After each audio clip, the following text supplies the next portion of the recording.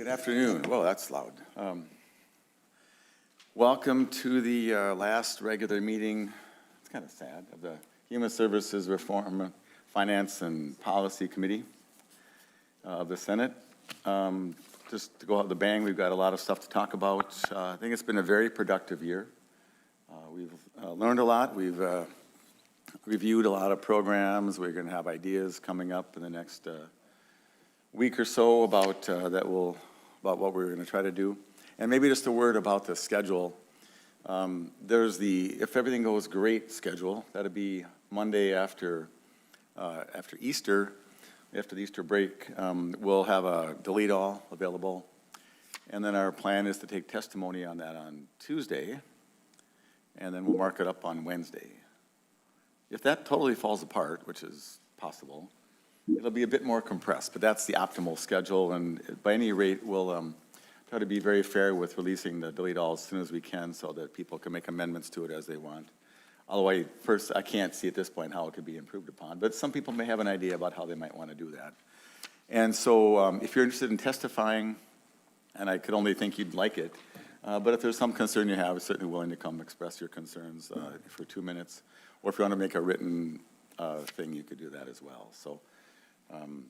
There's opportunity to actually come in person if you let us know, which would be, what's our record so far, Senator Hoffman, 2 live testifiers? Yeah, and Mr. Chair, I believe the very first live testifier was Senator Utke from this. Oh yeah, at the table. Yeah, so that was pretty. That was Houseysville. Yeah, Hoffman. No, that was the first. Oh, you were up there. Okay, fine. Fine. Oh yeah, you were, because she wasn't present in the room, so you were the first live. I got it. Anyway, enough of that. Anyway, so I think that just covered all the details about what's going to be happening. We're not meeting on Thursday, so you can have that afternoon to go boost the economy or something. So with that, Senator Rosen, are you here? I am. Thank you, Mr. Chair. And Ms., do we have a quorum? Sorry. So if you're a member, please turn your video on so we can see you. We have 4 members that were key to listen to your information, Senator Rosen. I would take notes about who those are. And anyways, so when we get a quorum, we'll convene, but you can start telling your information and we have a testifier. Thank you, Mr. Chair, and I apologize. I should be down there. I just came to my office and I don't know what I was thinking, but Senate File 2054 is the nursing facility moratorium. And Minnesota has had a moratorium on nursing homes in place since the early 1980s. The moratorium exception process was established about that same time. The moratorium exception process is the primary way the state can help provide funding for nursing facilities to update and address physical plant limitations.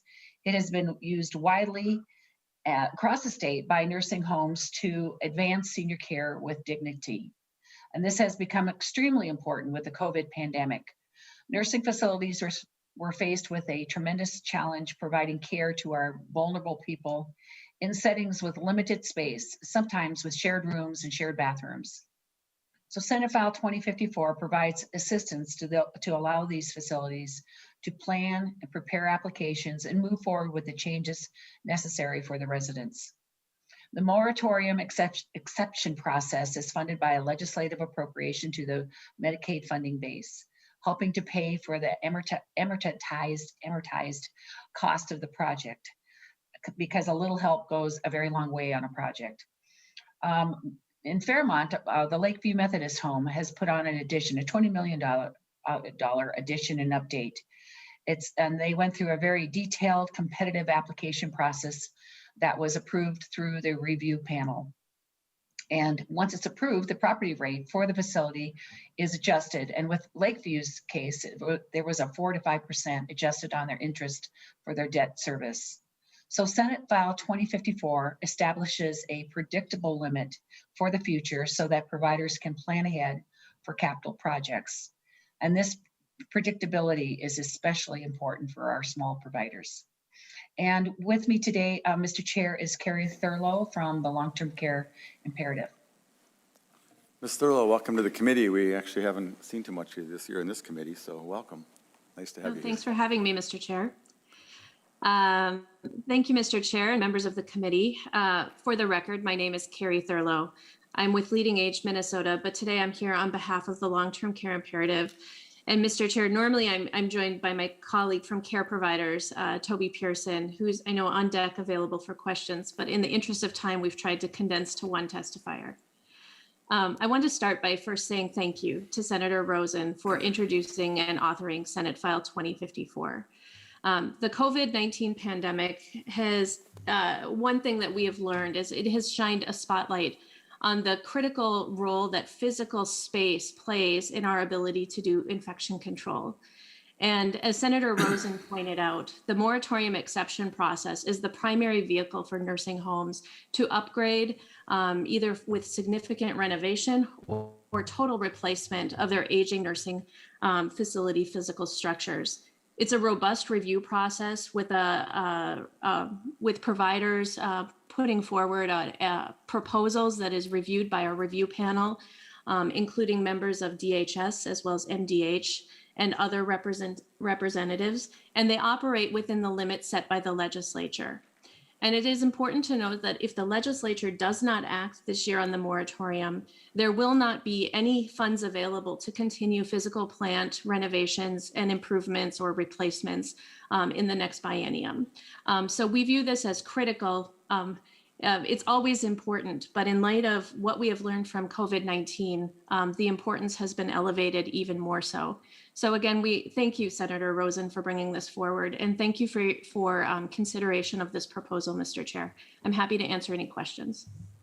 So let's call the meeting to order. And then Senator Fateh will move Senate File 2054 to be before us. Thank you, Senator. So I have a question. So the 5 million, how long would that last? So, Mr. Chair, the Senate File 2054 proposes an annual $5 million appropriation to the, or limit to the moratorium. So it's ongoing, as opposed to what we have traditionally done in previous legislative sessions, which is just a biennial limit. But how long, let's just say 5 million, what is that? How long does that carry you through? I understand the bill is ongoing 5 million, but would that take care of a year's supply of work and then there's another year coming for 5 more million? Or is it just, if you build it, they will come, or how does that go? Thank you, Mr. Chair. I'm sorry I didn't understand the first time. I think it's a little bit of an unknown. I'm not sure that we're completely able to answer that because the process has been so unpredictable, because that has varied so much. It's hard to say what the pent-up demand is. But we know in the last round of the moratorium exception process that we just completed that there were several good projects that were turned away because of inadequate funding. So we know that the need is there. I'm not sure that I can fully kind of anticipate how many projects or how long 5 million will last, but I can go back to our data experts and see if I can get more information on that. Thanks. I thought I heard Senator Rosen say it. Was it a $20 million addition to a place? Was that right, Senator? Yes, Mr. Chair, to a facility in my district. Well, and good for you. That's nice. So, Ms. Thurlow, how much moratorium money does that project consume, for instance? So, Mr. Chair, thank you for that question. The way that the moratorium works is providers are reimbursed through their rates over time as the costs are incurred. And so it's amortized over several years. In general, the benchmark that we have used in years past is that for every $1 million put to the moratorium exceptions fund, that covers about a $10 million project. Depending on construction costs, that can vary, but that kind of gives you at least a back of the envelope ratio if you're kind of estimating the impact. Sure, that's helpful. Mr. Chair, Senator I can Rosen, tell you. Thank you. For the 20 million, they were approved for $195,000 per year. It was split on their rates ongoing. Like perpetually or just until it's paid off? Until it's paid off. Mm-hmm. All right. Questions from members? Senator Wickland. Thank you. Yeah, I was just wondering, I don't know a lot about this process, and I'm just wondering if this has changed to something that's an ongoing funding. Are there projects that are turned down because they're not meeting what we would say are goals and, what we want to see built? Or, things that we would want to see go forward? Is there some restraint on projects that aren't considered a worthy project? And has that happened in the past? I mean, I realize it's not ongoing funding right now, but in the past, are there projects which have been denied for reasons other than the lack of funds being available? Ms. Thurlow and maybe someone from the department can comment. I don't know if Mr. Pollock's here, but whoever else is. Thank Go you, ahead. Mr. Chair. I would be happy to defer to the department. So Senator, I don't know, Senator Wickland, I'm not sure I can completely answer your question. I will say that I can speak to the last round of the moratorium and can tell you that there were good projects that met the criteria, but it was a function of limited funding available, that they couldn't fund all of the projects that were actually applying. We know that was unfortunate. So I'll defer to some of my colleagues maybe, or friends from the agencies who can maybe speak, who sit on the panel, as to whether there have been other unworthy projects that have been denied, but I'm not aware of any. Thanks. And who's here from the department? I don't see Mr. Pollock, so I must see somebody else on duty here. So just speak up, whoever you are. And Mr. Chair. Hello. Hi, this is Valerie Cook from the Department of Human Services. Hello, Ms. Cook. Welcome. So there clearly are criteria that a project would be expected to meet, even to the point of providers being in good standing, and there are a number of quality components that a project would intend to be met. Until this last round, it hasn't been very competitive for the last few years because of the way that the moratorium exception projects, where the way the property rate was established wasn't working. It didn't create enough of a return on investment to make it work. And so when we just moved into fair market value in the recent years, now it became more competitive. So this last round, there were projects that were not funded, but it was probably, the best projects within the amount appropriated were given priority. Thanks. And I just was kind of dozing off here, and then I heard the term return on investment. So a lot of there's some for-profits and some nonprofits. Can you just describe return on investment for me a little bit? I kind of thought these were just nice ways to improve a building, and at least you get the break even and get your rates paid. Is there some kind of a margin that happens on these, Ms. Cook? Mr. Chair, under fair market value, and I probably should be deferring somebody that's more intelligent about this, but there is a set formula for that, and then in the law there's a range, and it's built on a construction index, I do believe. The last time we talked about this, I think it was about 7.5%. Okay, and so I'm confused. So we give people the money to put into the project, and then we're going to put it in their property rates. And so it was 7.5% of what? The whole project? Ms. Cook, if you know that, or I'd never had this angle on the discussion before. Go ahead. Yeah, Mr. Chair, could I defer to Kim Brenny, our audit director, who's also on this call? She might be able to explain this formula better than I can. Sure. Ms. Brady, welcome to the committee.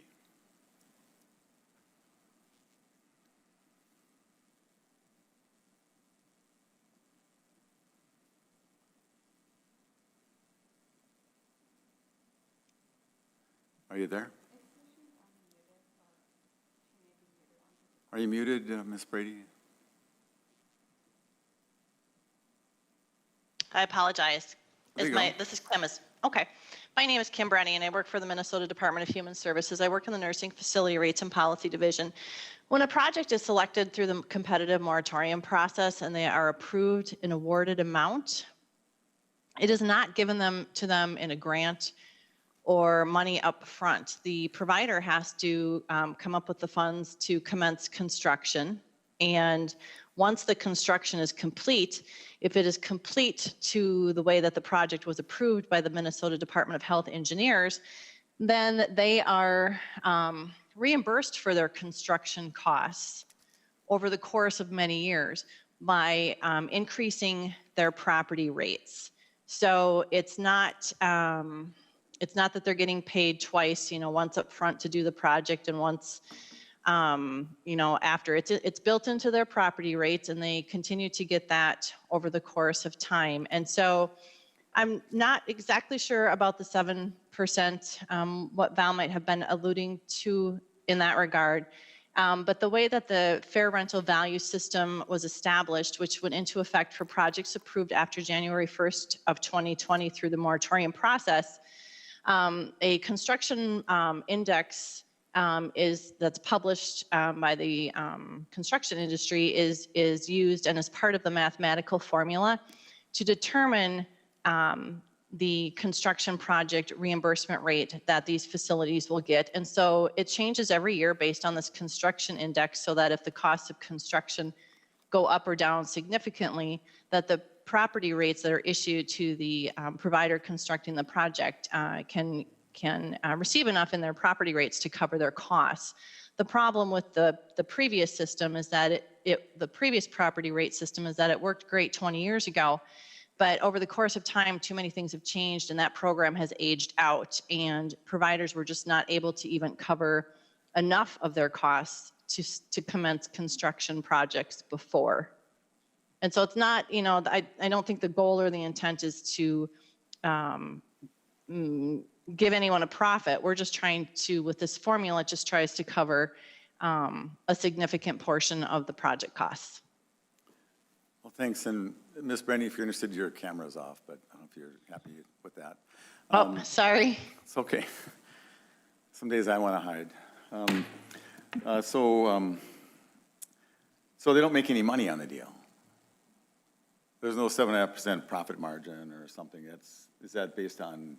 I don't want to go too far in the weeds on that now, but I just thought this was all kind of. Sure. We're helping it do better for your people, and you're happy to get a better place because then people want to go there. Not that there's a financial incentive. So is there an incentive to somebody if they do this and it works out? Are they going to come out ahead fiscally on this somehow? This is Kim. If I may, Mr. Chair and members, Sure. I'm trying to get the video starting and it's not. So It doesn't I matter. apologize. I'm happy with you the way you've got a good, clear voice. So thank you. So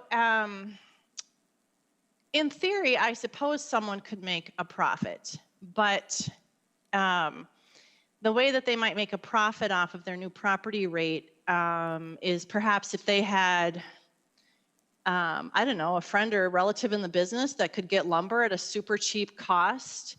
If they could build these in a super cost efficient manner, because the way that properties are reimbursed in this new system, fair rental value, is it's reimbursed on an appraised value. And so if you're given a moratorium funding and you go out and use that money to purchase gold-plated fixtures and marble floors, well, then the property rate that you get under this new system is only going to reimburse you for what the average cost of building this new building and of doing a replacement. It's not going to be so excessive that it covers gold-plated fixtures. But on the other hand, I suppose if you were able to, get all your materials at wholesale and get really cheap labor, but still produce a really quality constructed building with a lot of square footage, I suppose the potential is there for there to be some revenue off of the property rate, but you can't, you can't make a tin can look like a Taj Mahal without putting money into it. No, I get it. I'm just reacting to the comment of your compatriot who said 7.5%. So I'm not sure that question's been answered, but it's probably enough for now. Ms. Thurlow. Thank you, Mr. Chair. Here, let me lower my hand. And just to thank you for the discussion on the property rate system, which, as you know, is complex and is somewhat related to this, but it is perhaps a separate issue. But just to be clear, the property rate reimbursement system, which is the mechanism that the moratorium covers these projects, is not, it does not build in a profit. It's designed to cover the costs of construction and the fair market value of the building, and is designed to incent creating good living environments for seniors. So we would say no, that it does not incent profit here. And again, the moratorium is the only mechanism used to really allow us to upgrade and renovate these aging nursing facilities. Yeah, I appreciate that. Other questions from members? So just have one more thought, and then Senator Rosen, you can put the bill to bed for now. You know, one of my concerns, Ms. Thurlow, has been elderly waiver housing, provoked by one of my locals that was particularly not good at that. They kind of misled their clients, and then they had no spaces available. I think they had 2 out of their large place. Is there any consideration when we're approving moratoriums that we could get more elderly waiver housing out of this, where they'd be required to provide some of that? So, Mr. Chair, thank you for that question. Respectfully, I think they're separate issues. Elderly waiver is for home and community-based services, and while some providers of nursing homes also happen to also have assisted living that might accept elderly waiver on a co-located campus, they are separate buildings. So I think that we certainly are supportive to continue the conversation of how to expand access of elderly waiver. We think that's important, and thank you for that attention. But I think I don't think that it really, there are many nursing homes that don't offer assisted living or elderly waiver services at all. So I think it'd be better to keep those separate. And this is for nursing homes, that helps to remember that. But many of these are now by companies that are, yeah, okay. Well, I think it's worthy of discussion that you're looking for $5 million a year, which is a lot in the size budget we're going to have. So, and, you know, I'm a fan of moratorium funding. So, Senator Rosen, you can put it to bed, please. Thank you. Well, thank you, Mr. Chair. And yeah, I take very seriously whenever I put my name on a finance bill. But this is a very important bill. And even though the censuses are down in our nursing homes, unfortunately, we do have an aging population, and we do need to really start thinking forward about how to handle their physical environment and making sure that we mitigate infection control, and we handle that better than what we have in the past. So a lot of good things have come out of COVID, and that perhaps is one of them. So with that, thank you very much for this time, Mr. Chair and members. Yeah, thank you. Thanks, Senator. Appreciate you stopping by. And I forgot to mention, we're going to be breaking somewhere before 3 to come back at 5. So, Senator Murphy, welcome to the committee.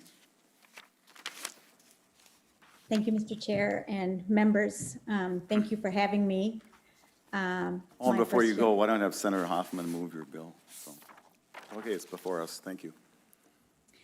Thank you, Mr. Chair and members. I'm here today carrying a piece of legislation, Senate File 795, which deals with the processes of record keeping and billing in the Child Care Assistance Program. The law gives counties and the Commissioner of Human Services a lot of authority over which they can withhold and stop payments. And this piece of legislation that was really the work of Senator Abeler and my predecessor, Senator Cohen, enters one more condition that allows, when there is a good faith dispute, the continuation of payment to a licensed provider under the Child Care Assistance Program.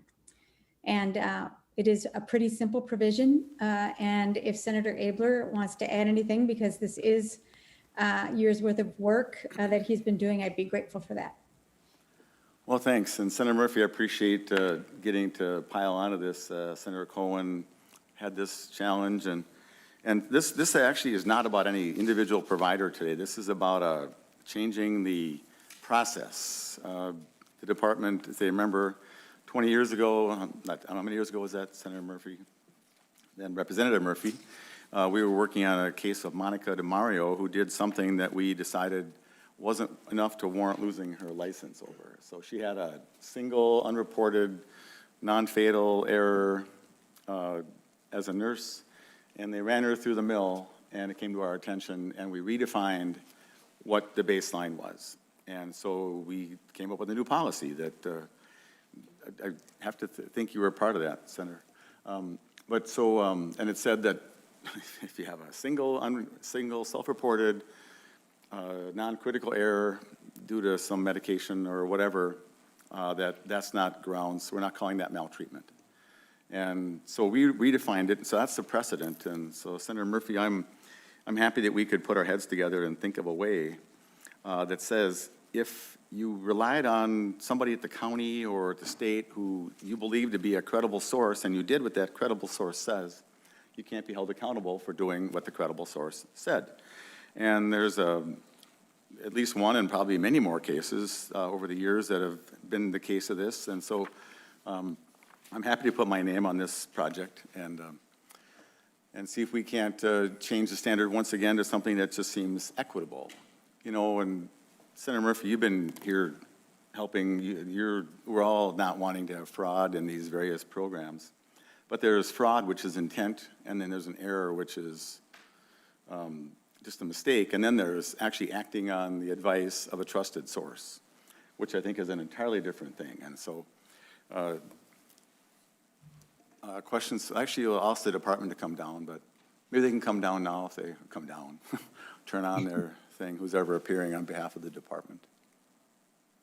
That would be me, Mr. Chair. Well, Ms. Modi, welcome back. Thank you. Mr. Chair, members of the committee, my name is Kulani Moti, and I serve as the Inspector General here at DHS. We do have some concerns about this bill. In 2019, the legislature and the governor looked carefully at CCAP program integrity and adopted many changes that build on existing laws and strengthen the suite of tools available to increase accountability and to ensure funds are spent with financial and administrative integrity. These tools are now in use and have been proven to be effective. The proposed language would limit the ability of the Department of Human Services to take administrative action when there is evidence of misconduct. It would essentially dial back program integrity enhancements that were made in 2019. The department has concerns about the ambiguity of the proposed language and the many questions that are raised as a result. For example, what does a representation of compliance mean? Who is authorized to make such a representation? What proof would be required to verify such a representation has been made? And would payment to a provider be considered a representation of compliance? The department questions about how this provision applies when a representation of compliance is made, but it was based on information given by a provider that is later found to have been false, incomplete, inaccurate, or misleading. And also, how does this apply if a provider intentionally omits important and relevant information? Additionally, the proposed retroactive date is concerning. For example, if the action to withhold or stop payments has already taken place, what is the impact of that? If the license was in good standing back to the date, what is the impact of that statement? And finally, among the program integrity tools developed in 2019 was an administrative review process that gives providers whose child care assistant program payments are temporarily suspended due to an investigation the right to submit written evidence and an argument for consideration to the department. The information provided is used to determine if the payment suspension should continue. In lieu of the proposed legislation, the department believes that the administrative review is an appropriate and an effective mechanism for a provider whose payments have been withheld to seek reconsideration based on a thorough review of all the facts and evidence. Thank you, Mr. Chair. Thank you. Senator Murphy, do you want to offer a comment about that, or other members? Senator Murphy? Well, thank you, Mr. Chair, and I appreciate that, Ms. Modi. And I do understand the hard human work of compliance. And Senator Abler mentioned a case that occurred before I was in the legislature. I will also speak to work that I did when I was a much younger person, working with the nurses around the Vulnerable Adult Act and trying to parse through the differences between mistake and neglect and maltreatment when we were thinking about aging Minnesotans. And with a lot of conversation, the legislature was able to make those distinctions to make sure that the law reflected the fact that sometimes there are errors that do not require then a complete revocation of a license. Senator Abler mentioned that in another case, and I think this is a situation, this piece of legislation that would ask that question. Do we need to just refine slightly the rules of engagement around questions in billing and compliance in CCAP? And bringing a bill forward like this is a way to engage in that conversation. And that's why we're here today, to begin that conversation, to make sure that we're getting it right. And I do appreciate very much your testimony, Ms. Modi, and I'll turn it back to you, Chair Abler. Thank you, Senator Hoffman. Thank you, Mr. Chair, and thank you, Mr. Chair and members, and thank you, Senator Murphy, for bringing this. It almost sounds like there's a real debate on, are we compliance or technical assistance? And I kind of got lost in the presentation on the Inspector General because it was really compliance oriented, and you didn't fit this, you didn't fit that. And I guess I throw the question back to you, what is our system doing in order to be more flexible so that we are providing that technical assistance and to support? I mean, if there is nothing that showed that this person or people were intentfully doing what they were doing and they were but seeking some advice and technical assistance, and we need to provide this flexible system to do that. So I like this bill, Mr. Chair. I really like where you and Murphy are doing with this. So thank you. And thanks, I'll remind members that this is a hypothetical situation that we're talking about. But Ms. Modi, in real life, I appreciate your concern about the ambiguity and, you know, what details there might be. And so in that case, I'll request some technical assistance from you to help make sure it's clear that what we intend. But in your comments, we had this discussion offline, and I really appreciate your attention. And I know the spot that you're in. I have helped put you there about my concerns about fraud. But if there's again, Senator Murphy actually said it pretty well. There's different kinds of errors. So if it's an intentional error where you're trying to do something that you get money for you didn't do, like say you have 100 kids in your place and you actually have 2 and you're billing for 100, well, that's fraud. And so everything that you build about that is an intentional, willful act. If you were told that you can bill for some individuals that were beyond your scope, but they said, no, that's really all right. Now that's, I believe your department is calling that an intentional fraud. Actually, it's a good intended error based upon someone's advice. That is a whole different category of work than somebody that says, I think we can get away with billing these because they're not going to count. And that's the differentiation, Ms. Modi, and it's just. And in an agency where you have many people who are not astute at the level of knowledge that you are and the rest of the people that work at your place, and their knowledge of the law and of process and statutes and all that, they're just trying to help kids and serve families in their own way the best they can, making sure that they're safe. I think sometimes a helping hand would go a long way. And I think that the only way I can think of doing that, given how you're so bound by law, some of which I gave you, I'm not trying to get a responsibility from that, but every so often you have to clarify. Because there's an unintended consequence here that is not what anybody foresaw. And so that's what I'm trying to help you work on, or we're trying to work on here. And so on line 2.30, it talks about misconduct. And misconduct is a word that needs to be modified. It's either purposeful, evil content, misconduct, or it's just like you just made a whole huge mistake, or you actually did it purposely, but because someone told you that's how we do it. And so, Ms. Modi, are you willing to, I know the department doesn't like this, and I can't put you in a spot saying that you're gonna like it, but it just seems like it's time for us to reset this little niche. And can you tell me offhand, do you know of any other cases where a provider was sanctioned, or actually any cases, where a provider was sanctioned because of what they did, what they thought was right, for any reason, and that was punished? Do you know offhand, or you can get back to me if you have to. It's not meant to be a trick question. Thank you, Mr. Chair. I'm uncertain what information I'm able to share on what cases, given the data practices around that. I just do want to remind that there are a range of administrative sanctions that we can administer, ranging from a warning letter to overpayment to disqualification to stop payment. And so that's all based on evidence and intent and whether information has been provided. We also rely on information that the provider tells us to be able to do that. And so once we, and that's, we can only give accurate information based on what is being provided to us. Yeah, I get it. So, and I know what you can't we say. can follow up with you Yeah. later if you want, or ask you more specific questions. Yeah, and I didn't have you come down here to, be rough on you, and I admire the work you're doing, and if there's anybody been a fan of good standards in your department, it's me, and the Senate has actually been very interested in that over the years in a bipartisan way.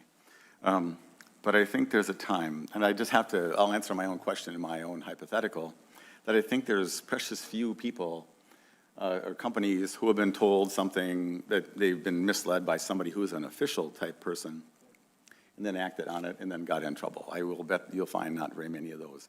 I think you'll find people that make mistakes, that they thought they were just doing it the right way, but nobody told them that was the way. They just totally didn't read the book right. And hopefully there's less and less people that are actually fraudulent about it. So if you don't mind offering us some technical advice to make this at least less undesirable to you, I plan to, for as much control as I have, I plan to put it in the omnibus, and hopefully it can stay there if nobody votes it out, and to keep working on this, and with the most respect of you, Ms. Modi, and the department. So, Senator Murphy, you can have the last word. I appreciate the committee's taking time on this today, and for your attention to the issue as you go forward. And thank you, Senator Abler, for offering the opportunity to me to work with you on this. Thanks. And Senator Murphy, thanks for stopping in. I kind of miss having you on our committees here. So with that, the bill is laid over. Senator Hoffman, Senate File 297. 297, thank you. Thank you, Mr. Chair and members. This bill would establish the Human Services Background Study Disqualification Review Task Force that would review the statutes that are related to human services background study disqualifications in order, Mr. Chair, to evaluate the effectiveness in areas for improvement or modernization, among other benchmarks. The task force that you want to establish would also bring forth legislative proposals based on what it identifies. Task force would meet at least monthly beginning July 1st of 2021 and would submit a report of its findings and draft legislation by February 11th, 2022. Thank you, Mr. Chair and members. Alexis Kramer is here to speak more on this. Mr. Chair. Yeah, so let's just, thanks, Senator Hoffman. Let's turn over to Ms. Kramer. Welcome to the committee.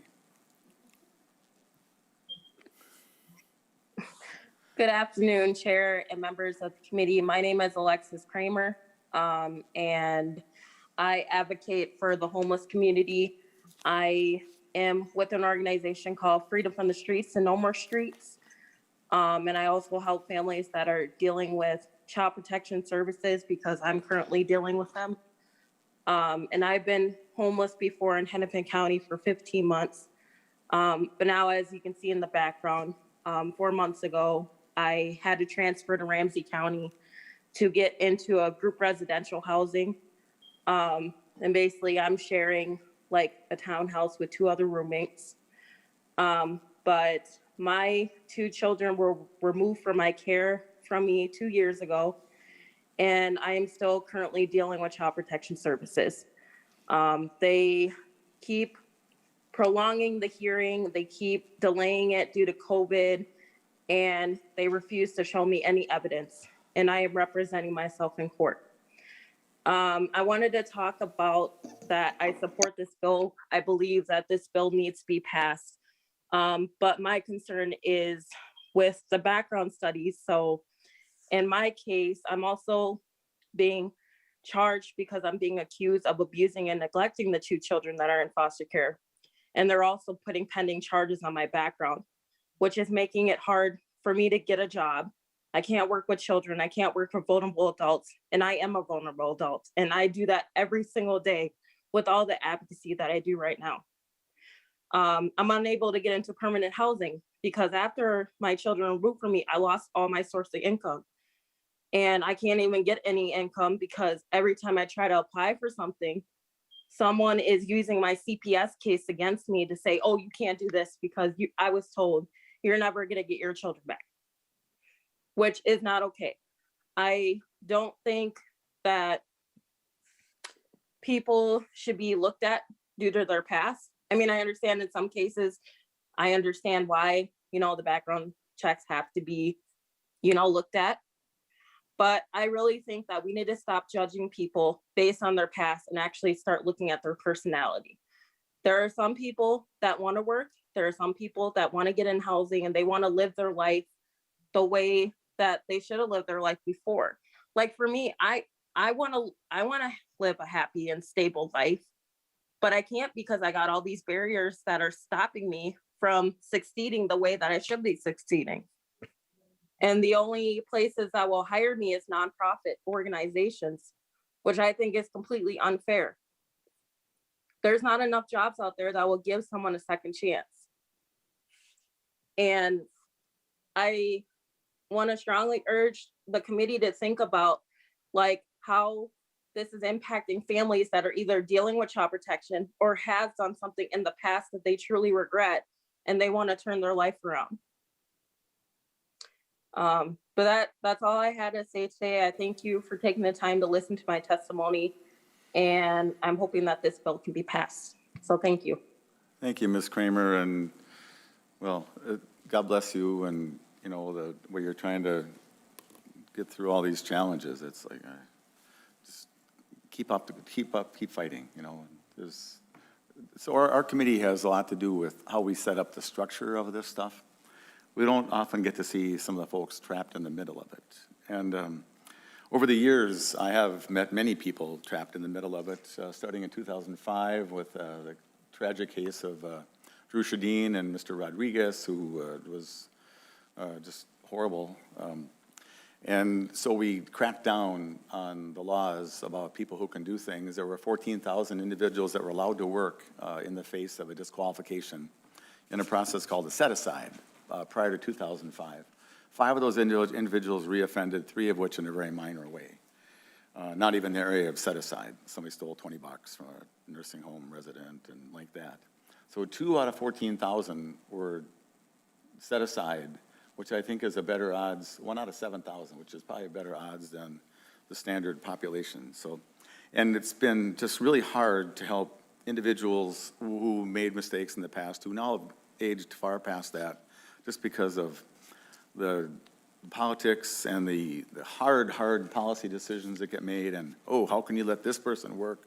Oh, when they did that, and so I thought, I've been working on this since then, 2005. And we were able to rescue some of the alcohol drug counselors, because sometimes the more challenging your past, it makes you a better alcohol drug counselor. They couldn't work anymore, we had to rescue them. And some others. So, but the point of this is, what if we take the politics out of it? What if we just talk about, is it time to update our disqualification statutes? You don't want, sex offenders and murderers and all that, but what about people that just made some really bad choices?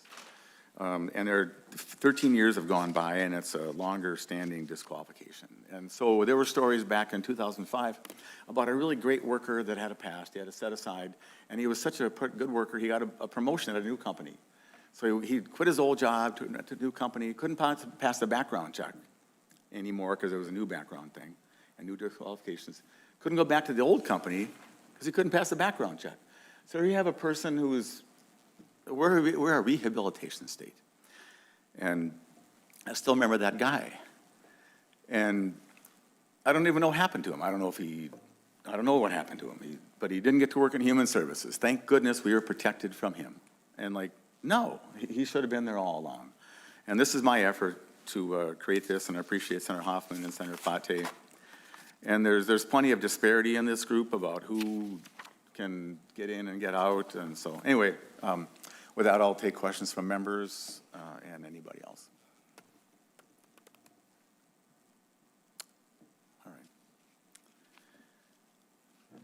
All right. And there's a fiscal note coming, and I don't imagine the department minds this. So, did we ask them last time about this? Department, do you mind if we get you the money? Who's there, Mr. Burdick? Oh, Ms. Moti, hi. Thank you, Mr. Chair. Kulani Moti with DHS. We appreciate the importance of the conversation and appreciate the legislature taking up on this, and we will there will be a fiscal cost just so that we're able to, if this moves forward, be able to provide the staff and the information that would be needed for this. And so we will get that information to you as soon as possible. Thanks, and thank you very much. And just to point out that we would still have to pass legislation, but I hope that if this bipartisan, hugely engaging group agrees, then somehow the postcards won't have to come. And then I was given advice about maybe adding a couple of private attorneys to this. I'm thinking about that. So anyway, Senator Hoffman. Thank you, Mr. Chair. I think that makes sense. This also fits in line with, Ms. Kramer was testified in one of when Rena Moran from the other body, and we were part of Senator Rosen who's on that task force. And this also falls in line with, what are we doing to assure that there is somebody who understands the unique needs of a person that is a vulnerable adult? And was she given everything she needed?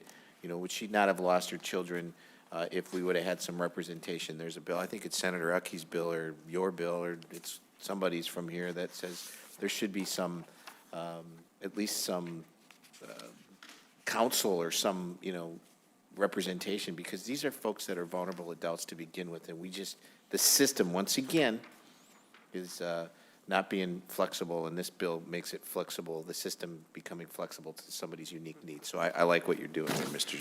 Chair. Well, thank you. With that, any other comments that I see? Okay, it's laid over. So Senator Hoffman, Senate File 1483, and I want to point out there's a committee engrossment, which is the CE1 version of this. It's not an amendment, it's just an engrossment of last time, so people can read it better. Senator Hoffman. Thank you, Mr. Chair and members. Again, this bill is a continuation of the discussion that we've been having for some time regarding assessments and individual choice. This legislation ensures that if all independent options haven't been made clear and offered to an individual with disabilities, the cost of the assessment is recouped by DHS by lowering reimbursements to the ones responsible. This is just one piece, Mr. Chair, that we've been having to ensure that no one is shuffled into a situation, but instead knows what their opportunities are. I think there's something about informed choice within that too, Mr. Chair. So there you have it, Mr. Chair, 1483. Right, and so we've discussed min choices very much. This is already discussed, but I want to point out a new handout that wasn't available last time. If the people have it, it's looks like this. Actually, I can hold it up there. Look, I'm screen sharing. How about that? Ooh. How do you get this to move? It goes opposite. I don't know how to do this. There you go. Wow, I'm really bad at this. Anyway, so this is online. Where's red, green when you want him, I want to point out to people how this has not gone as well as people thought fiscally. In 2013, I was a member in the minority in the House, and we passed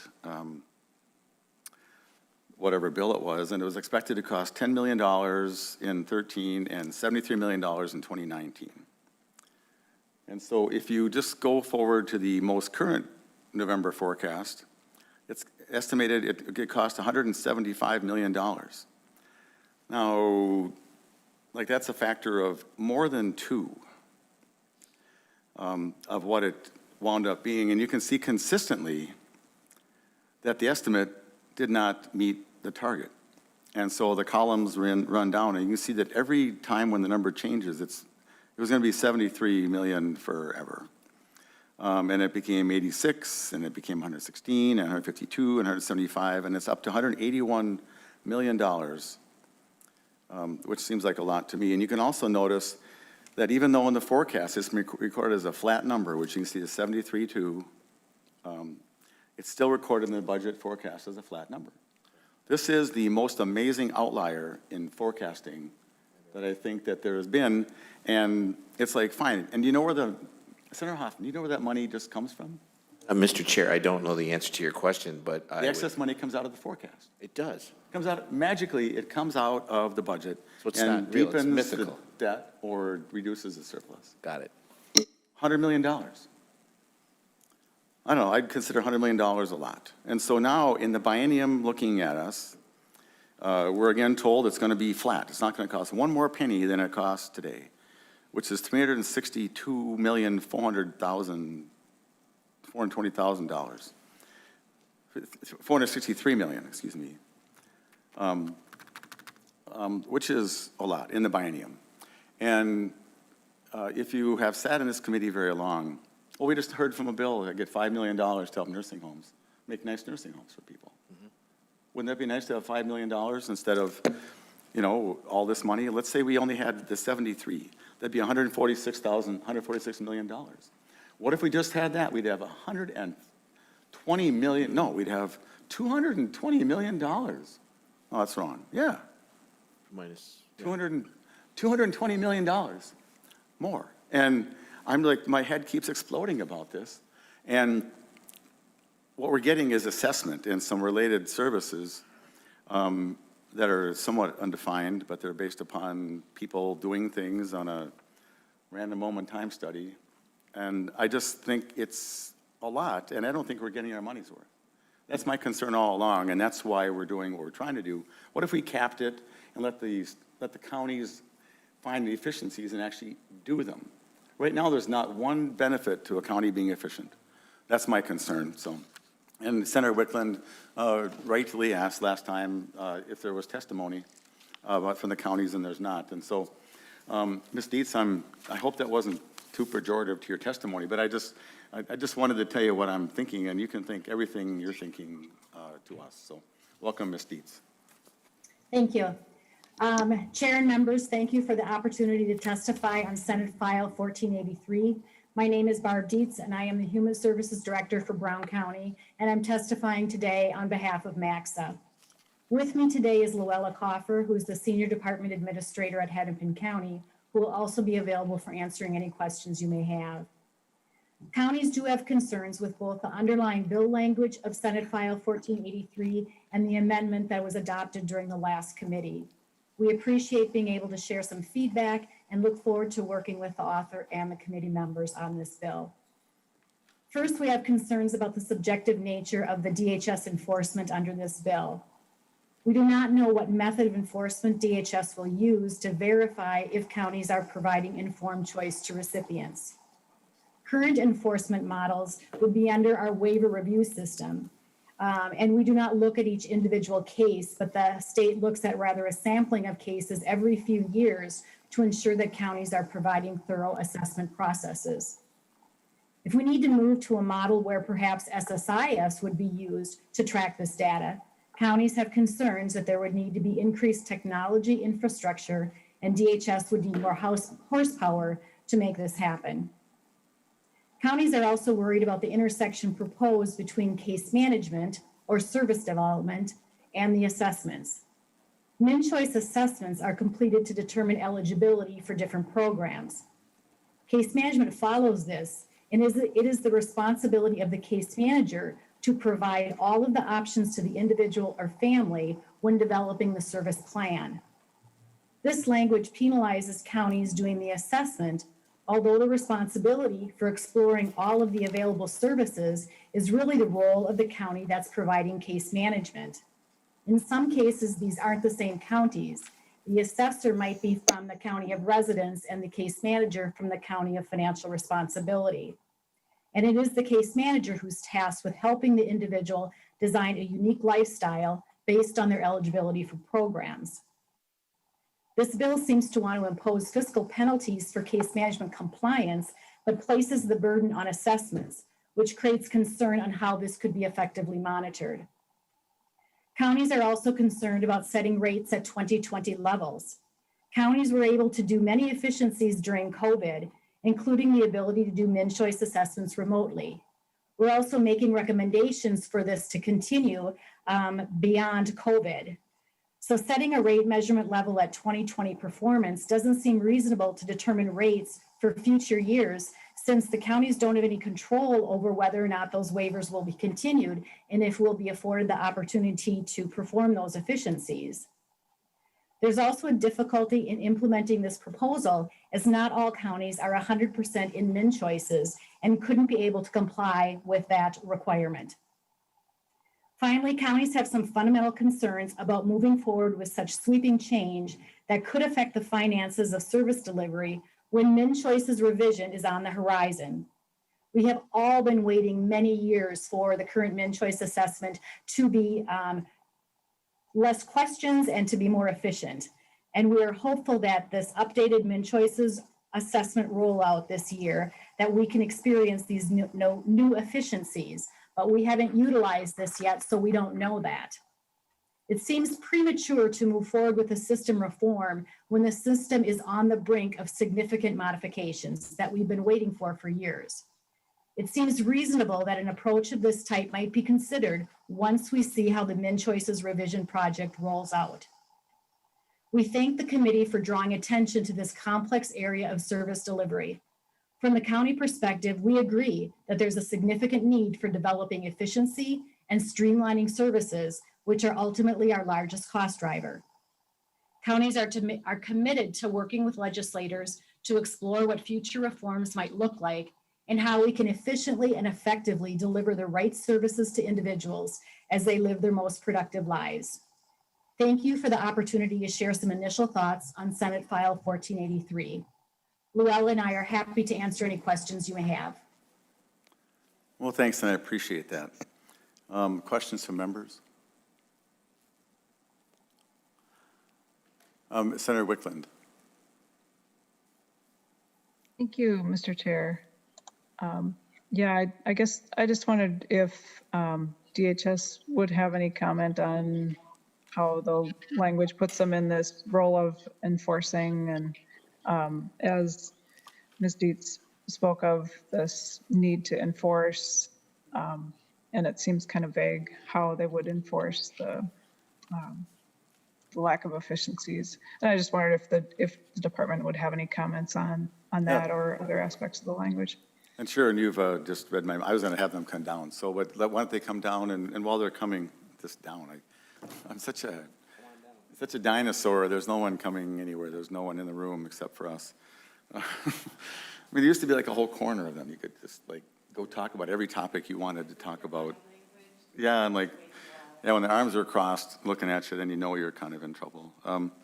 So just want to point out the intent of this, and I don't imagine that the language is perfect yet, but the intent is very much to put some teeth in our decision that people should be living independently. And it's my take that the counties are the interface of that, and that if we can set up any system that we want, but if it's not easily done, or if it's not being done, where the people really are being told that a group home is not the best thing for you, family or individual, and they kind of want to be alone, live on their own, but the family's nervous. You know, we've had talk in the past about actually welding the front door shut of group homes and other services, so that people have to be finding ways to live independently, which is the policy we pass. So it's one effort at that, just so people know what I'm trying to accomplish. And Ms. Mertz, I saw you there, and then, so welcome to the committee, and I really wish you were in person, but we'll settle for you in a box. Thanks. Welcome. Thank you, Mr. Chair and members of the committee, and I also look forward to the day when we can be together in person. In response to Senator Wickland's question, I think we would need to do some more work to really understand how to implement this legislation. You know, the department doesn't monitor at an individual level how people are offered informed choice. That is a function of case management, as Ms. Dietz testified.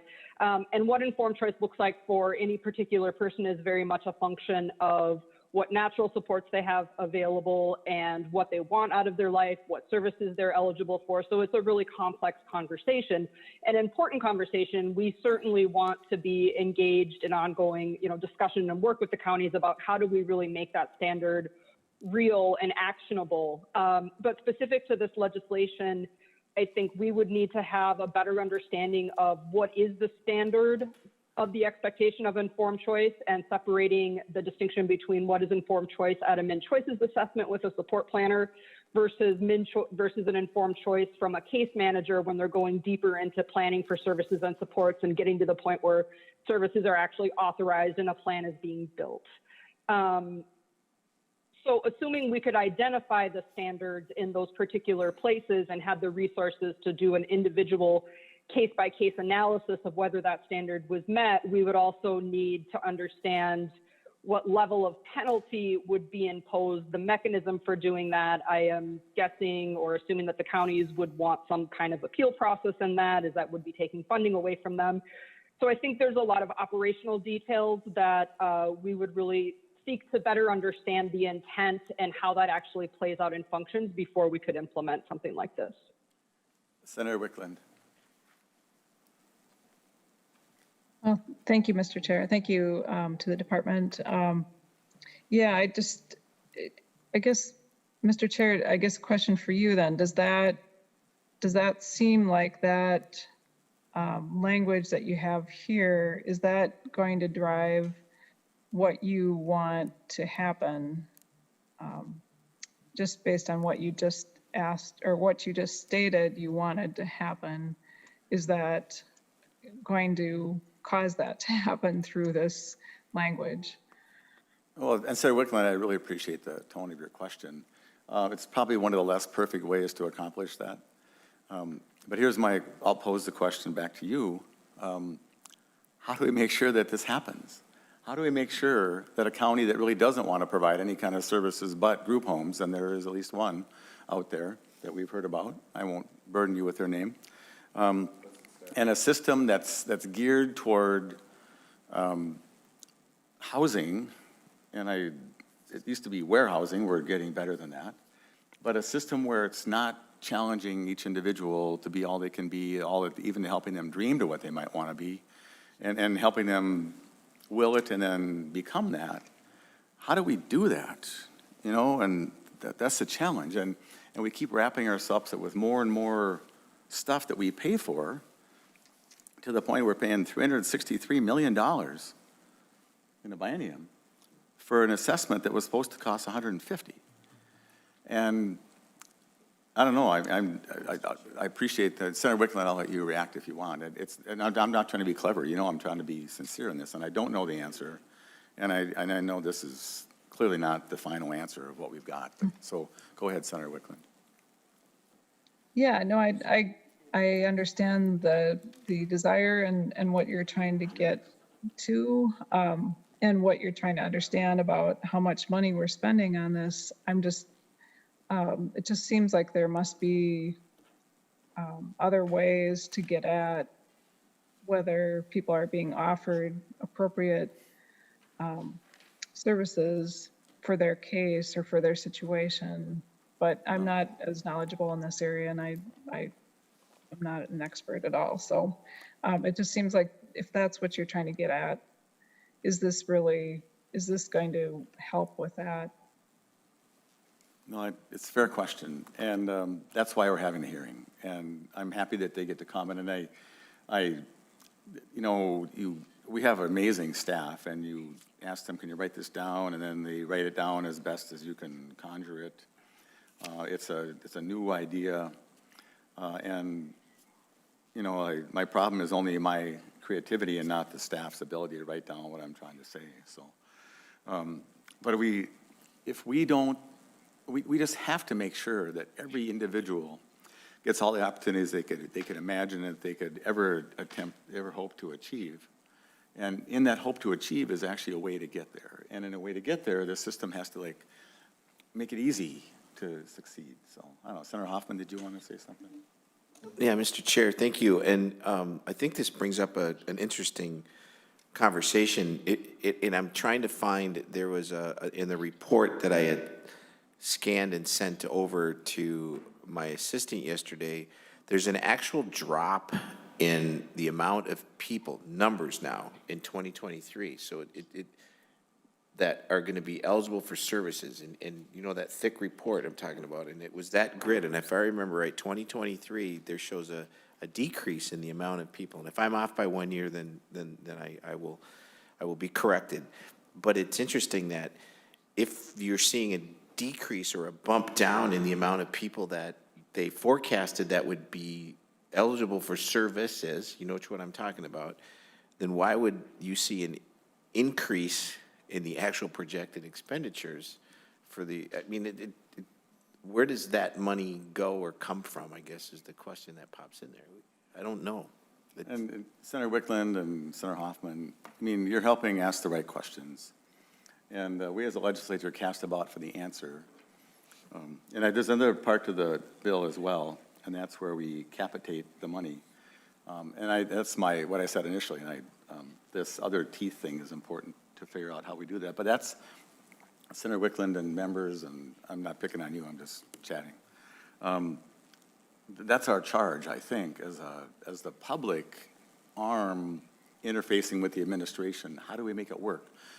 We each have 80,000 constituents, and a bunch of those are clients in this industry and workers or in this community and workers and all. And so we hear from them. We go to their places. They talk to us. They go, "Hey, it's not working. I'm stuck in all this red tape." You know. So anyway, so that's the idea. Is anybody? Is anybody from the department able to comment on the fiscal sheet that we brought up? I don't know if you were prepared to talk about this. Ms. Mertz, are you aware of this? Maybe I'll start with you. Have you seen this kind of a document before?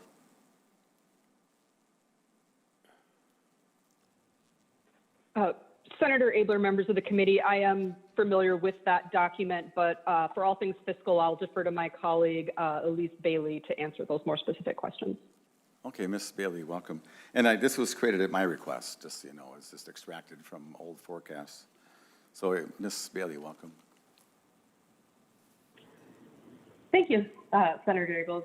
This is Elise Bailey, for the record. I'm Fiscal Policy Director of the department. So, yeah, as you mentioned, early in the implementation of MnChoices, the amounts that you see on that document really only reflected the amount that we paid for the DD waiver screenings and the long-term care screenings and the home care screenings. But MnChoices now pays for different things under the time studies where we paid for them in other areas. And so it's kind of not an apples to oranges of what we had paid for previously. I would also say that while it seems like quite a lot, and it is, it's only 3 to 5% of our total spending on home and community-based services in the state of Minnesota. And so it's a very small percentage of spending, and it's a very important function in our system. And it's also a function that also is utilized in the private sector and other similar service settings, for instance, occupational therapy and other types of therapy where they utilize similar types of assessments to say who should have access to what kinds of services. And so just to shed some light on the scope of the spending in the whole scope of the services that we provide under the waivers. No, I appreciate that. And I remember being told by your commissioner or somebody that some for-profit company is actually using MnChoices to do something with. And so that's interesting, and it still raises my question about what the inter-assessor reliability is and if they've got it better than ours is. I know there's a study out there, but I'm still remaining concerned that from what I hear about the variations in the assessments, they're still relatively not acceptable. Who can, Ms. Bailey, maybe you're the one, if you can just comment, if you look at, let's just take 2016, for instance, and it was going to be 116 million ongoing, and then right away when 17 happened, it actually bumped up to 142 in the same period, but the tails were $38 million, $36 million beyond what they expected, and that happens every time. And so is this your area to know about? I asked Mr. Greenman about this before, and he said, well, finally it's not happening anymore, and maybe that's not. But it seems like every time it has. So I don't know that he's around, but do you know about this? I mean, is this concerning to you that you've never guessed right on it, and it's always another higher number?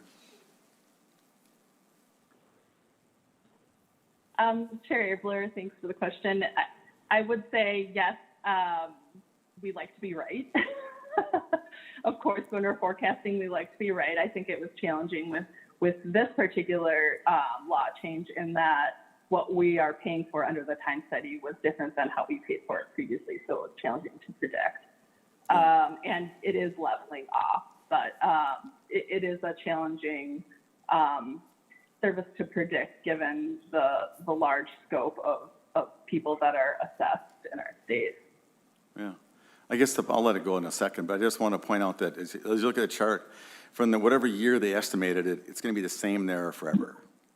And every year they change, it's going to be the same there forever. And it seems the way you estimate stuff, that you're never that conservative on the spending except on this area. Senator Utke, did you have a question? Yeah, thank you, Mr. Chair. Just for clarification, didn't the department say that they added extra things to these costs or to these numbers? That they kind of moved buckets a little bit, brought the expenses in and applied them here? So they seem to, that's kind of a pattern that it just flows. And then all of a sudden it's stabilized, but yet it seems to be a dumping ground, so to speak, or catch-all.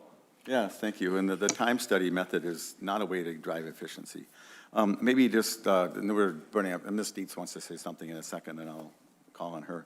But just maybe Ms. Bailey or Ms.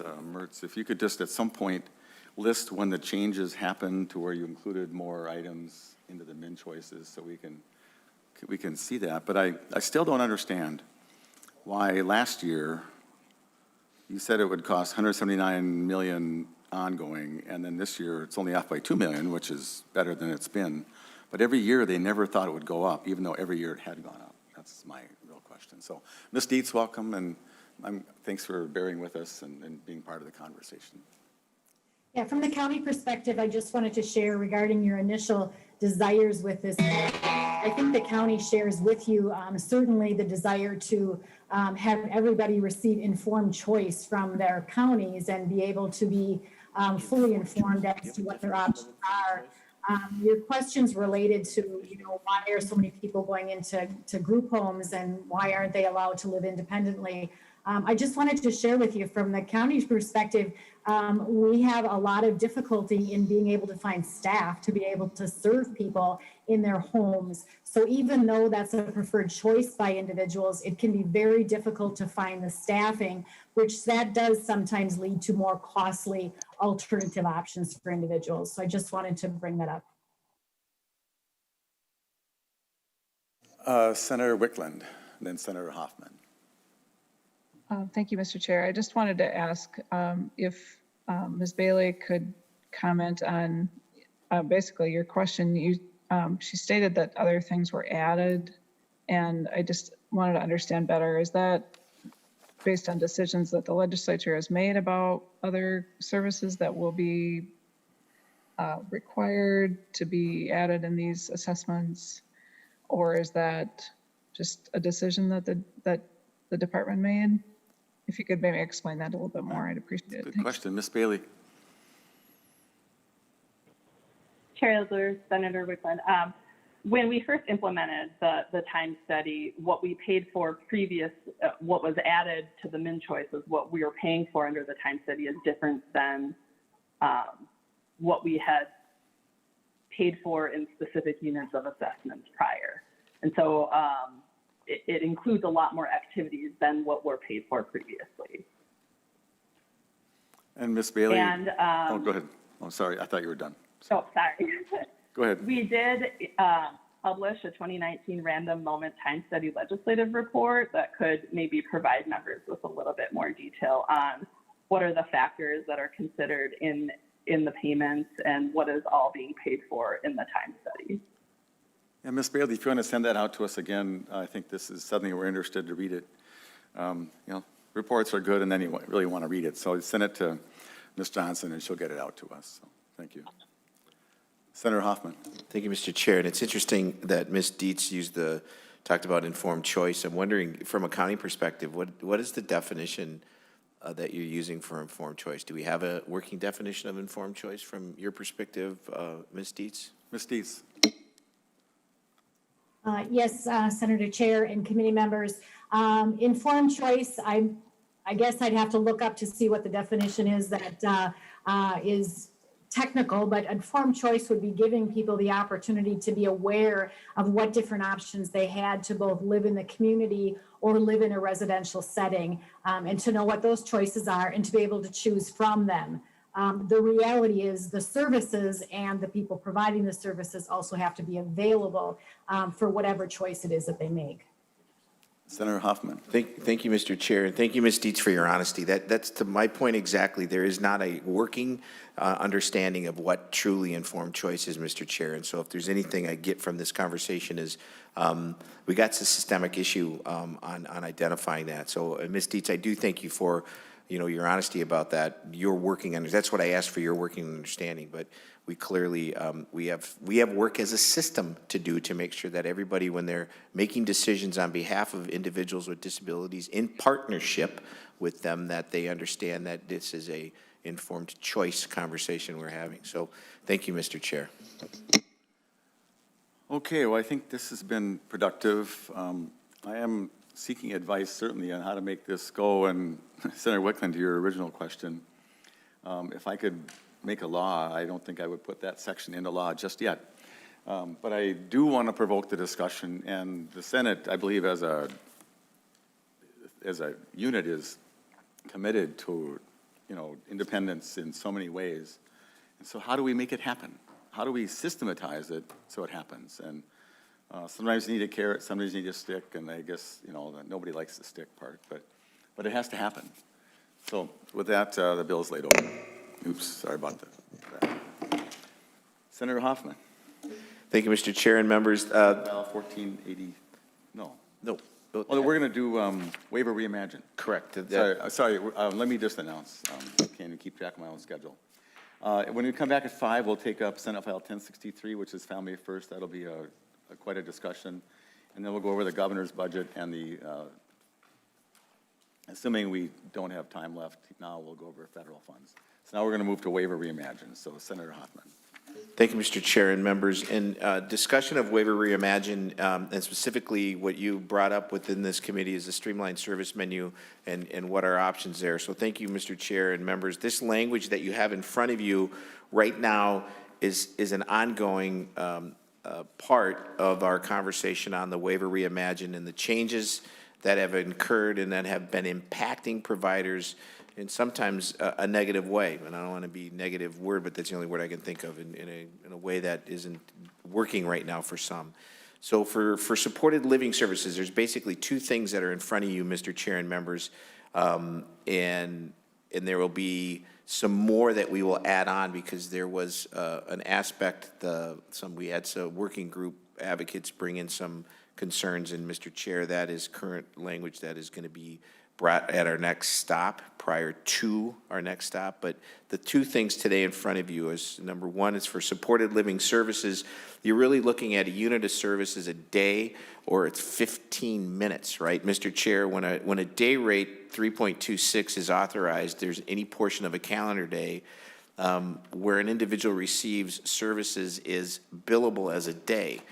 And the individual home supports with training, a unit of service is a day or 15 minutes, right? That day unit of service, 6 or more hours of time spent providing direct service. That's all within the bill. That's just confusing as heck to figure out, but it's all there. And the second thing Senator Hoffman, you're suggesting that's, so what we're looking at is is a draft, SC 8563. Correct. Which you're proposing before us. We don't have a bill per se. But you're suggesting, what you just said on line 3.28 is new language. Correct. Suggesting that, that the individualized home supports would become either a daily rate or a 15-minute unit rate. Correct, Mr. Chair. Just so That's- people can catch up. Yeah, I'm sorry. And then the second part that we're really talking about is the individualized home supports with training that's provided in a shared manner, and that includes a day unit of individual home supports and training provided in that shared manner. And then we work on that to be flexible within the number of service recipients, not to exceed 3. Now, there's a couple of things.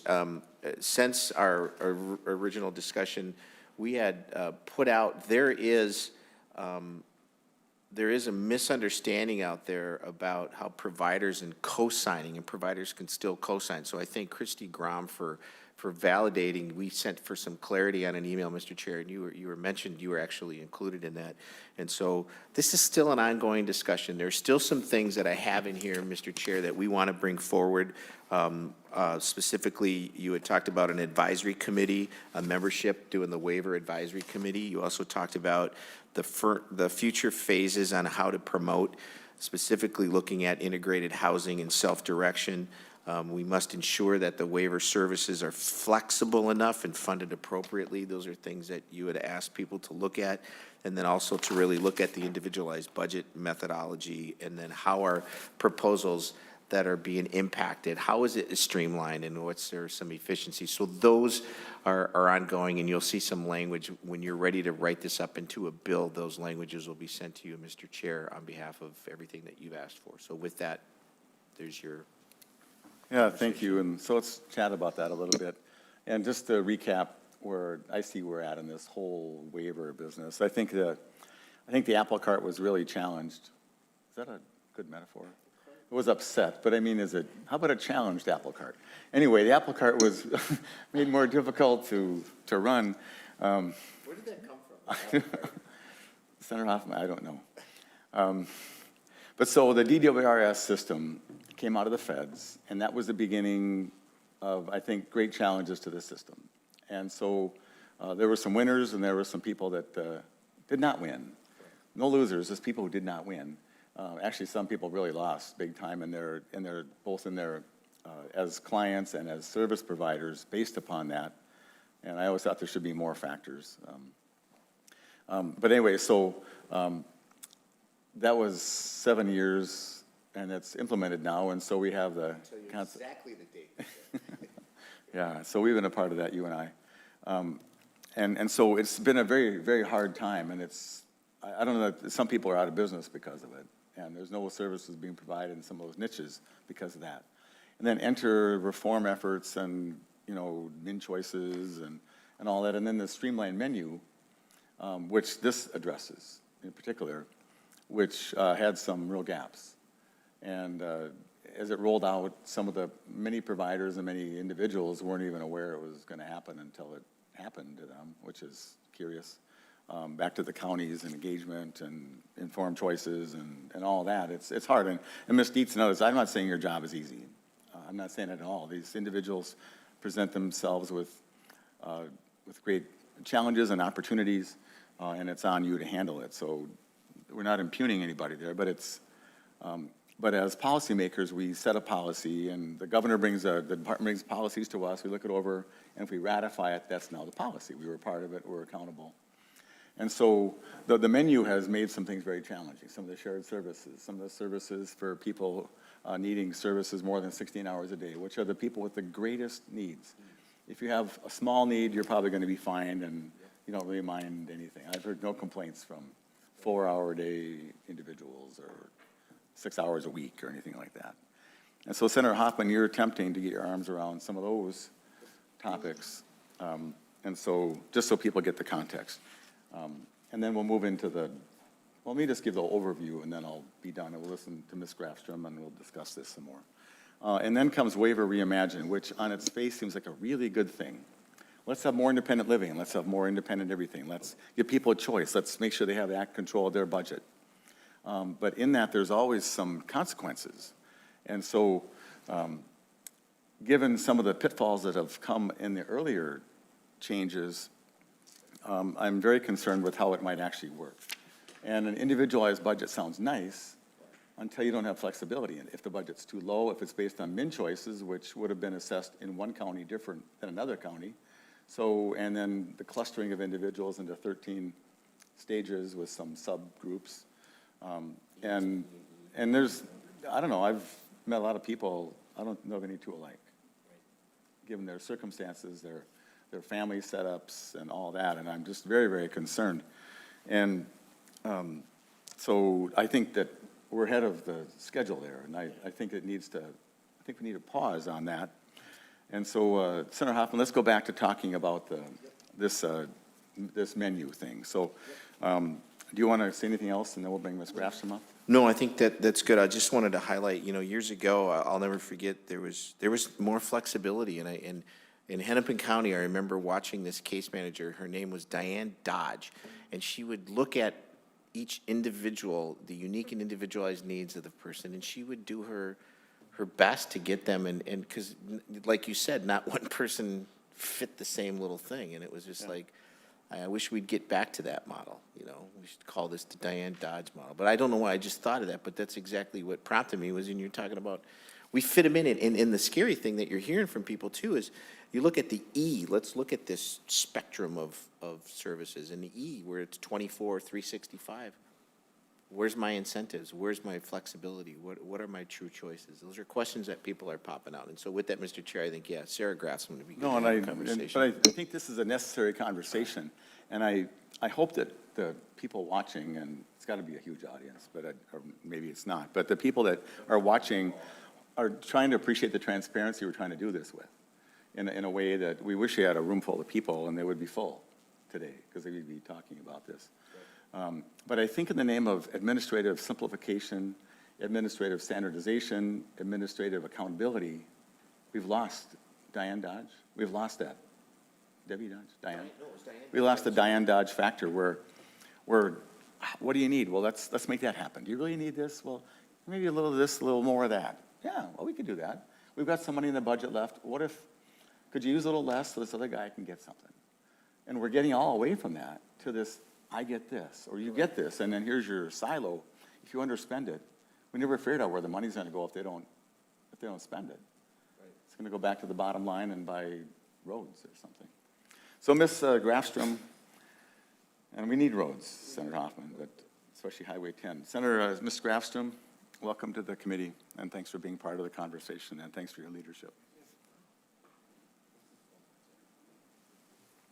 Are you there? Yeah. Oh, she muted? That's funny. Oh. Oh, there she is. She's unmuted, and there you are. I apologize, Mr. Chair. It's all right. We're glad you're here. Don't apologize for coming. We're glad you're here, so good. So, good afternoon, Mr. Chair and committee members. For the record, my name is Sarah Grafstrom, and I am the Director of State and Federal Policy with ARM. I would like to thank Chair Abler and Senator Hoffman for their attention to the concerns that ARM has shared as we have begun transitioning to the new service menu under Waiver Reimagine. As I shared in previous testimony, ARM supports the ideas behind Waiver Reimagine and the simplified menu of services. Excuse me, I ran to my computer. However, we've identified some challenges with the menu of services provided to individuals that are living in an unlicensed setting, specifically for individuals that require a higher level of staff support. I would just like to reiterate that our goal as providers is to provide services to individuals wherever they choose with the appropriate level of support. We are worried that the new service options available may have the unintended consequence of forcing some people from their own home and into a licensed setting. With that being said, over the past couple months, we have been able to meet with the department to talk through these challenges. And while we are thankful for their attention to the issues we have raised and their willingness to work with us to find a solution to providing services to individuals with a high level of support needs, in their own homes, we still have concerns with the model of providing services for long periods of time in a day through 15-minute increments. The draft legislation in front of you will do two things to help meet some of those concerns. First, the language will allow for the new service, Individualized Home Supports with Training, or IHS with Training, to be billed at a daily rate if the service is provided for 6 hours or more in a day. There is currently a daily rate available for this service. However, it is only available for individuals that are accessing on average 6 hours of support a day. So anything more is required to, again, utilize the 15-minute units. The language will also allow the daily rate for IHS with Training to be a shared service. This change will allow roommates to utilize shared support when accessing the daily rate. As anyone who has ever had a roommate knows, when people live together, they oftentimes share in activities, and allowing for shared staffing will help make those activities more seamless. This shared staffing option is available through services when provided in a 15-minute unit, but currently not allowable for the services when provided as a daily rate. This language does not solve every problem. We, for example, still have concerns about service delivery for individuals that live in their own home, but may require 2 or 3 staff for support. And we look forward to continuing conversations and work with the department to ensure that those service needs are also being met. Again, I apologize for not being in front of my computer right when this conversation started, but I would like to thank the chair and Senator Hoffman for working with ARM on this issue and hearing this language this afternoon. And with that, I'm happy to answer any questions. Well, Senator Grafstrom, yeah, Ms. Grafstrom, not a problem. We did actually move the item up quite a ways on the list. So I'm glad you're here at all. So I appreciate your comments. So can you give me a list of the things that are still outstanding you think we need to rectify on the streamlined menu? Are you equipped for that? You know, Chair Abler, I am happy to, get that information to you off the top of my head. Like I said, as I've been talking with members, there's still some concern about it, those individuals that are living in their own home, but require maybe 2 or 3 staff at one time, wanting to make sure that they're able to meet their service needs. There's also just some concern just about how services are going to be, how this is all going to work out. The department has been really open to having conversations with us and working through the asleep overnight issue.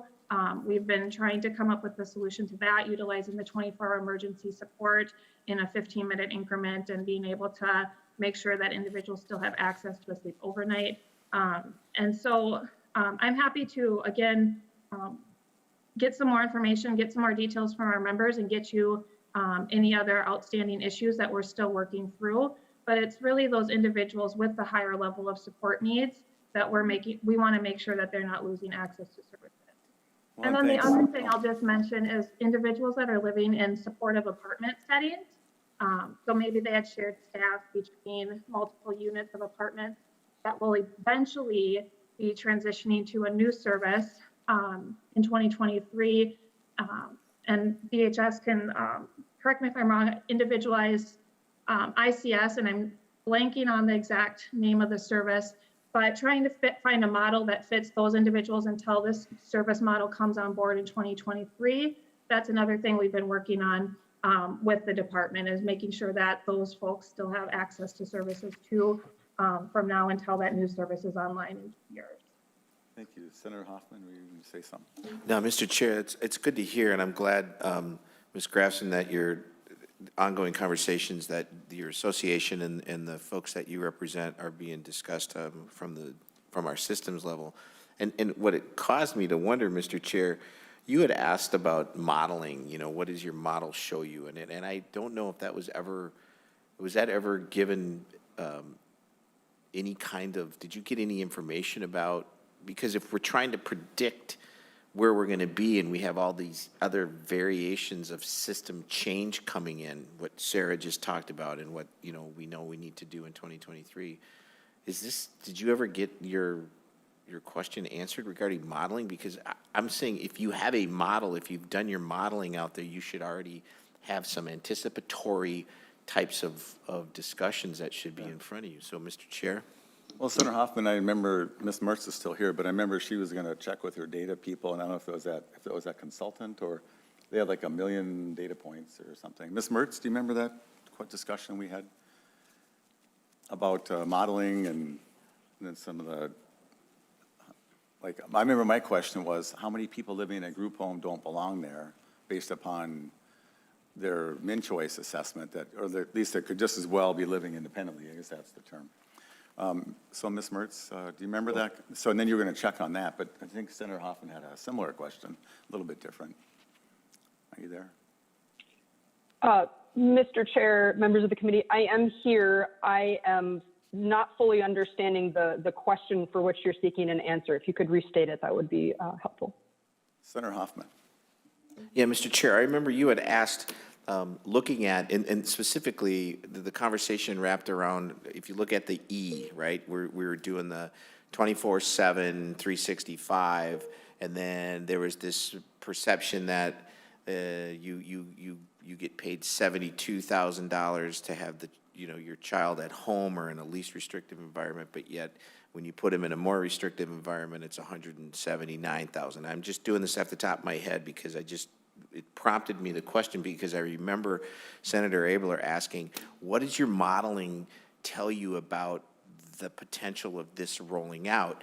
And I had thought that there was discussion of we needed some data points and we had this consultant and we were going to get you the information, Mr. Chair. So it was more of a question regarding that. And I don't know if you remember that conversation, but I remember specifically what started that conversation was the fact that there was a comment by one of your staff who said, well, a family can always appeal, or that there would be a way to do some not set-asides, I keep thinking of the term that was used, and I thought, well, why is it always the burden of proof on the individual versus having the system? Hence, did your modeling show that the system could be successful? I guess that's where I was coming from on that. Does that make sense?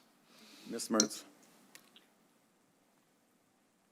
Mr. Chair, Senator Hoffman, I think what I can say is that our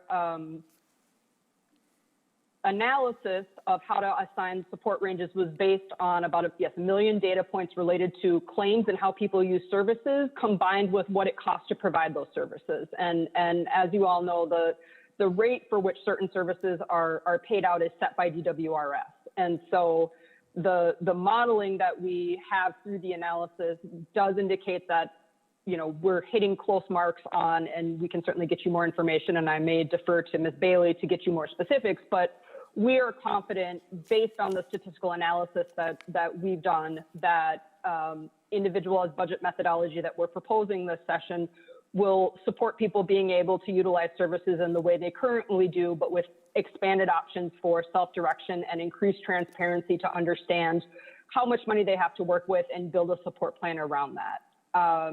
So with that, I'll also defer to Ms. Bailey if she has any other comments that might be responsive to your question, if that's okay, Mr. Chair. Yeah, sure. And I guess and I appreciate what you're saying, but it kind of like, it's sort of like we're discussing the statement of purpose. And that's really good. But then people write us with comments and concerns, and that's what we keep asking you about. So I hope it's polite and respectful how we're conducting ourselves today. Ms. Bailey, maybe you know the numbers better. Based on your review of this is the consultant's review, I don't imagine you did it, but whoever reviewed, when they looked at the people living in corporate, when they live in group homes, and they evaluated how many people would be moving based upon their min choices assessment, how many people would be moving based upon their min choices assessment? Do you have the number for that? Ms. Bailey? Hi, Chair Blair. We did not do the analysis based on changes in service use. We assume in our analysis that people will have access to the same services that they choose today and under the budget methodology. So we did not anticipate, and nor is the purpose of the individual budgeting, for somebody to have to go to a new setting or choose different services.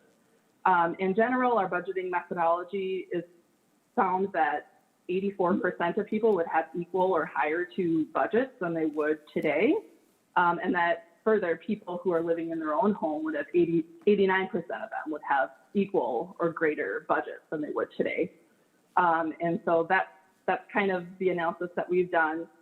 To answer kind of your question about of the people with low need or people who would be assigned the lower budget models under the individual budgeting model, of those who should move, we don't think at the department we have enough information on an individual level to decipher the person's needs, wants, and desires in their lives on whether they should be living in a residential setting or not. I think the purpose of the individual budgeting model is to have an equitable access to funds across the state, regardless of where you live.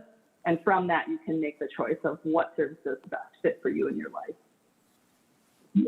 Thanks. And did you take into account the county's comment? Ms. Dietz said that they don't have the services always available in their area, and how that's going to affect your plan. Ms. Bailey. Yes, Chair Buller. One really great aspect about the individual budgeting model is that right now people have to either choose to self-select all of their services or none of their services. And one really great aspect of the individual budgeting model is that a person can select to self-direct one of their services and the rest do the traditional model. And that will really benefit people in rural areas or areas where access to services might not be as easy. And so that's one really great benefit to this model. Thanks. I would also say that right now it's really hard for us to assess accessibility across the state when budgets are kind of all over the place and counties are having to balance the needs of all the people in their county with one another. And if we take that out of the equation and have an equal access to budget, then we can use our data to better assess accessibility, other reasons for why services aren't available across the state. So when the counties, you give the counties an allotment these days, right, based upon a head count and some complexity modifiers, is that how it goes?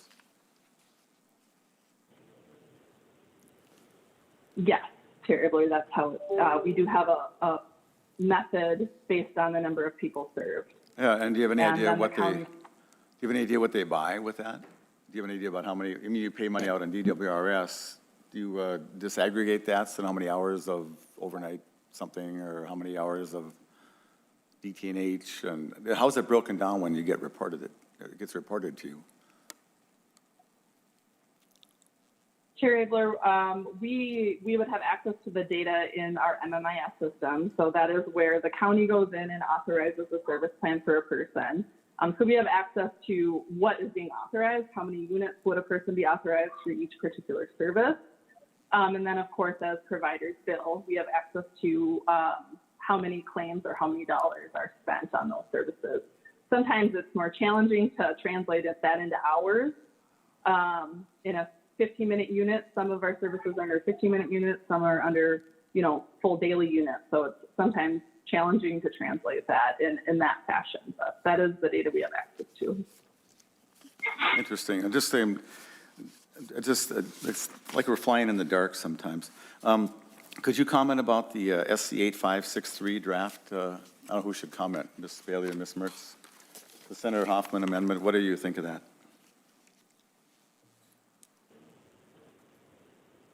Chair Adler, we are assessing that and looking at what it would really mean as far as aggregate payments paid to providers. So from the department, I think we would need a little bit more time to assess what the impact would be. Thanks. So it seems like the workaround is based upon an emergency description, and these are individuals that there's no emergency. The only emergency is that they don't get the service, but they're going to need it forever in most of these cases. And so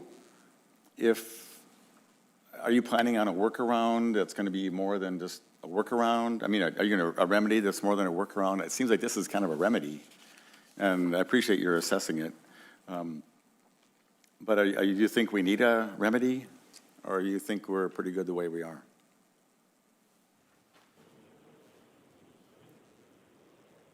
Chair Adler, it's my understanding that providers can still bill a 15-minute unit for this service, and so we do think that the person still has access to services. With that, I could maybe ask Ms. Mers to respond if she has anything else to add. Well, Ms. Mertz, can you bill for sleep staff at 15-minute increments? If they're sleeping? Chair Abler, members of the committee, through our work with ARM, we have identified an alternative service that would allow for shared billing or individualized billing for units for asleep overnight in addition to awake overnight, depending on what the person's needs are. And those can be shared with 3 And people? That, I believe, is correct, Senator Abler. I thought it was 2, but all right. So we're just trying to, and this is getting deep in the weeds, but it just, if the, we can't have a system of workarounds, you know, and part of my frustration is, and I like all you folks a lot, you know, we spent a lot of time together, at least pre-COVID. Now we just talk to each other in boxes. I just still think we need a system that's 95% good when it's rolled out, and you have a few random things that come up, and not really big things that show up that could have been anticipated, like by your consultant. I guess I'll blame your consultant since they're not here. That's their job, is to go like, oh, do you realize there's a flashpoint here? And we have people that are sharing services. They've actually got some great work. They've taken the system we have, they've evolved. Like there's a company that does Roomie. I wonder if that's even legal anymore, where they share roommates and they try to be creative and flexible. Instead, we have all these little boxes that we're both in as human beings, but boxes that the services have to fit in. And so we just got about 5 minutes left, but that's my challenge, and it's not meant to be impolite or pushy or anything, but it's like we're on the cusp of approving another major change. The last change we just did, the streamlined menu thing, has got gaps in it, and there's a remedy brought before us that may be part of it that has to be a solid remedy. But then proposing the next one where we go into this reimagine thing with all the really great things that could happen, but all the really bad things that could happen make me just very nervous about it. So I don't know who else wants to comment. Any of the members besides Senator Hoffman or me want to say anything? Ms. Mertz, do you want to comment? And we're going to bring it in for a landing pretty soon, or Ms. Bailey, whichever of you wants to react to what I said. What this is a public discussion, I think in an open way with the person who doesn't know everything he wished he knows, but just with concerns. So that's me here, and here you are, Ms. Mertz, so thank you.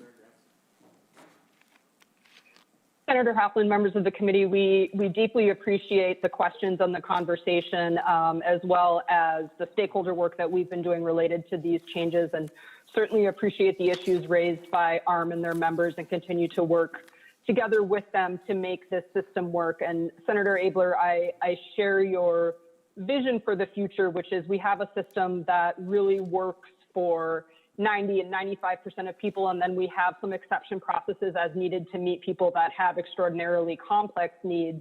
We feel confident that with the budget methodology that we've been talking about today, that we're getting close to hitting that mark. And as Ms. Bailey talked about, 85% of people will have their current costs covered or receive an increase in spending, and 89% of people will have 90% or more of their current spending power. So we're not exactly at that 95% increment that you talked about, but I do think that we've made really good progress on what is a transformative system change that I do think aligns with a lot of the goals of this committee and a lot of what we've been hearing from stakeholders.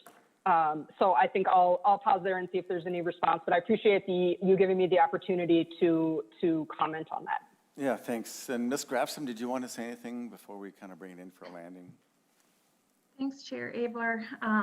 And thank you, Ms. Mers, and your team's work with ARM on finding a solution for these challenges that we've outlined. And I really appreciate this committee's attention to these issues.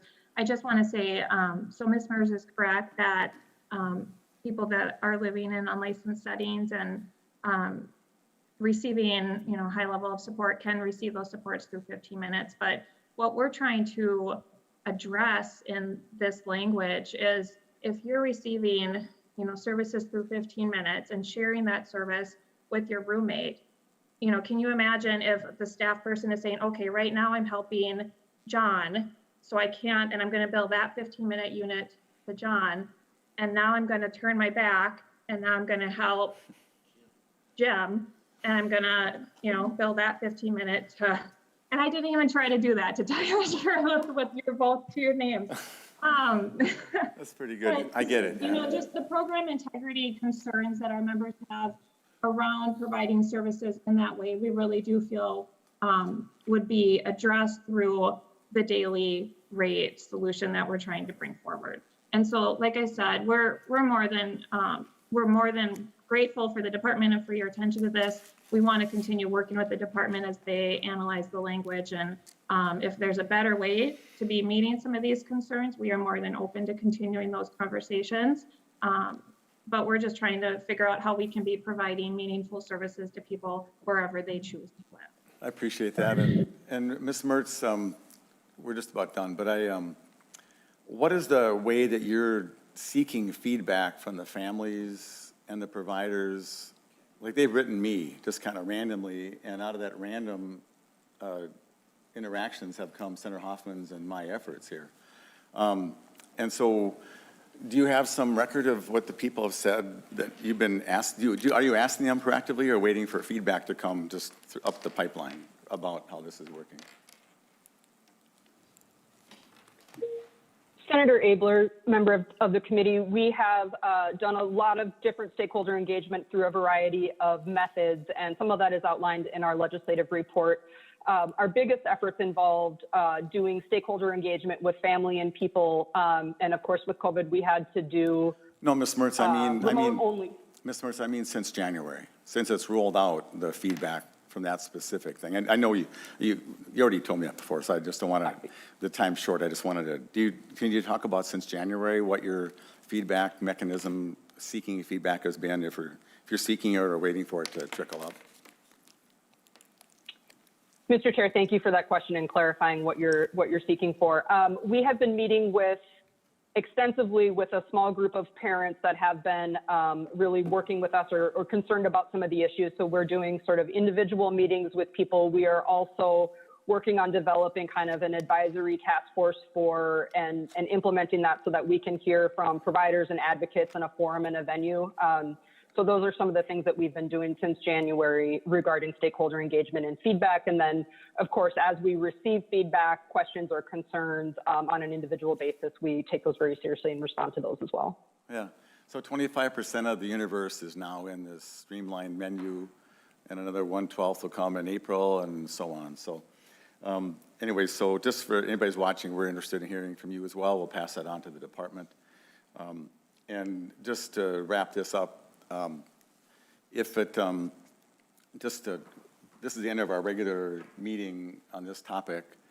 If it were up to me, I would put this waiver reimagine, the additional work on a pause, at least for a year, or perhaps longer, to make sure we can get things so that the unintended consequences are not going to be what I'm afraid of. So I'm just telling you that. I think some of these solutions to the streamlined menu, that's going to take a while to run through the system anyway. So I'm just expressing that so no one is surprised when they at least hear this one member's point of view. So with that, we're going to come back at 5 o'clock, and we're going to take up as the first thing the Family First. So with that, we're in recess. Thank you.